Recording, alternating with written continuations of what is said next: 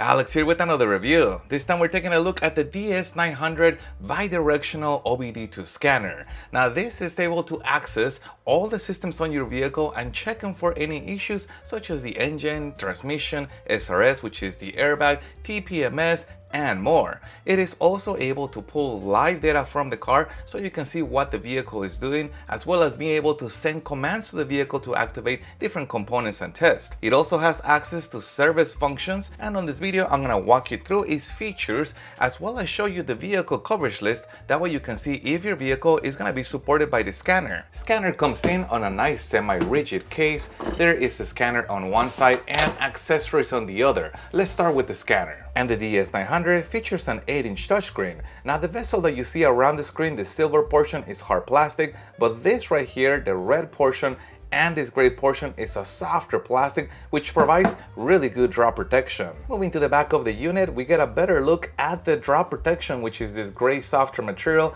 and also we find the wireless VCI, which has been very cleverly integrated into the back of the scanner. That way you can put it in here when it's not being used and it holds onto it magnetically. We also get a camera, flash, and there is also an integrated kickstand which is made out of metal. And there's a lot more to see on the top. Power button, and also input for headphones, RJ45, full-size USB, and I'll tell you what that is for in a little bit, DC power input, HDMI out, USB-C port, and also a screenshot button. And finally, on the right side, we find a memory card expansion bay supporting up to 128 gigs of additional storage space. And for accessories, we get an OBD2 extension cable, which can make it easier to connect the VCI to the vehicle if the OBD2 port is hidden or recessed. And we also get a power adapter with 3 different faceplates to use in different parts of the world, and also a USB-A to USB-C cable,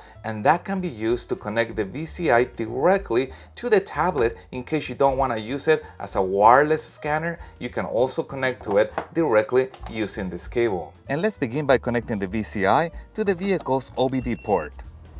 And the main feature is going to be the diagnostics option. Now inside of here, you can manually select the vehicle make that you're working with, or you can have the scanner attempt to identify the vehicle using the AutoVin function. Let's go back to the make list. Now this is a good opportunity for you to check if your vehicle make is going to be covered by this scanner. And I'm going to scroll through this list. Now as a reminder, you are able to speed up or slow down the video using the YouTube video player settings. Additionally, if you don't see your vehicle make on here, there's still one way that you can diagnose it with using the scanner, which I'll show you in a little bit. But let's do the automatic scan. I'm going to select VIN, and then I'm going to select AutoVin. And the options are Auto Scan, Hot Functions, and Vehicle Profile. And under Auto Scan, here's where we can scan the entire vehicle, all the systems, basically a full health check. And as you can see, a total of 12 systems were found, and within those 12 systems there was an issue found on the engine ECM computer, one issue in the ABS system, one issue in the SRS, which is the airbag system, and then 4 issues in the tire pressure system, which is the TPMS. Now tapping or selecting on that arrow will give you a description of what that system does, and then if you go to read DTCs, you can get the information, the details of the errors that were found within that system. And the rest of the systems in green, those checked out as okay. Now at this point, we could also clear all the error codes with this option or create a report of the findings. And the report contains the vehicle information as well as a summary of their findings, including the details of which are the systems that had issues with, and each individual system shows the different errors that were found on this report. But now let's go inside of the engine ECM. Again, tells you what that system does. You can read the codes from it, clear the codes just from that system, read live data from it, activate test, or special functions. Let's take a look inside of activate test. And here's the list of the different things that can be activated or tested on this system. This being a bidirectional scanner is able to send commands to the vehicle to activate different things. The list will actually vary from vehicle to vehicle. Some vehicles will give you more control than others. Let's take a look inside of special function. And here's the different options available for the special function. Again, this list will vary depending on the vehicle that you're using the scanner with. Now you could also just tap on this little exclamation mark and it will give you the details of the issues that were found, and this is a lot faster than going inside of each system or even running the report. But let's go back inside of here and let's take a look at live data. And here's a list of parameters coming from the vehicle live. Let's look at engine speed, that's RPMs right here, and I'll give it some gas.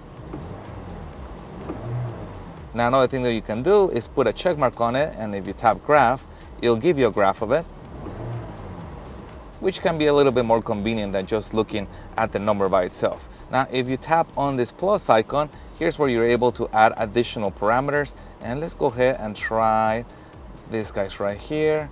So we got a total of 6 parameters.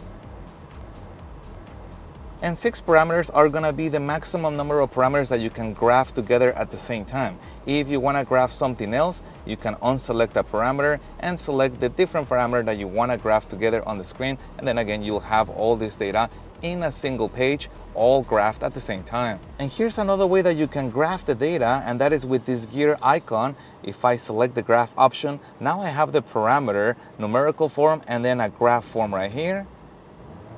And if I select this option, now it makes it full screen. Now, what's convenient about this option, not only do you see more detail on the screen because it's larger, is this plus icon. And here's where you can add additional parameters. Now, this is different than what I showed you before. They are not graphed separately.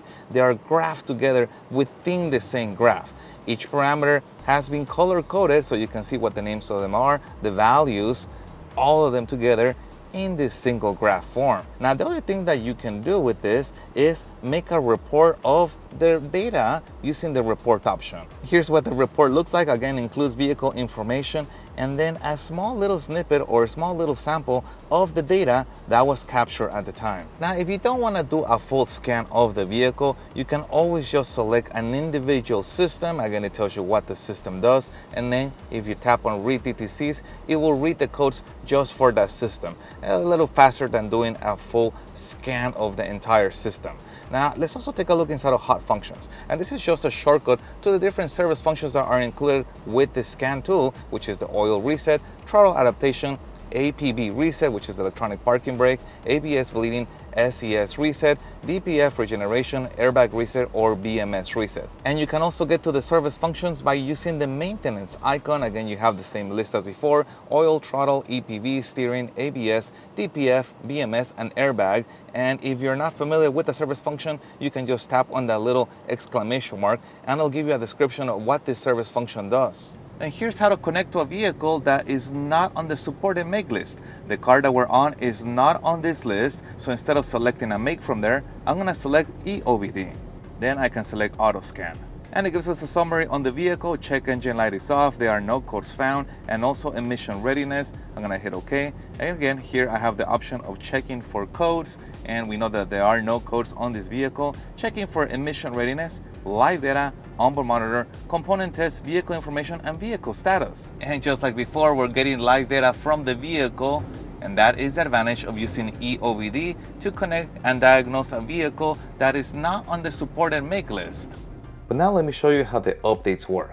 Now the updates are included with the scanner for free for 2 years. And the way that you update the scanner is you update each module individually by tapping on the update icon, or you can use this icon right here and then tap select all and then update, and that's gonna update all the software for you automatically. There is also a resource library, and there's a couple interesting tools in here, like the DTC repair guide. This comes in handy if you have a code but you don't have access to the vehicle. You can put that code in here and then you can find out what the code is for, probable reasons, probable signs, technical instructions, description, and potential repair steps. And there's also a TSV to check for recalls. It's quite interesting. A lot of this stuff is freely available on the internet, but it does become convenient to be able to access this directly via the scanner. You can see the recalls for a particular vehicle. There's also this tester icon, and this is for a wireless battery analyzer. It's always kind of nice when there are add-ons that you can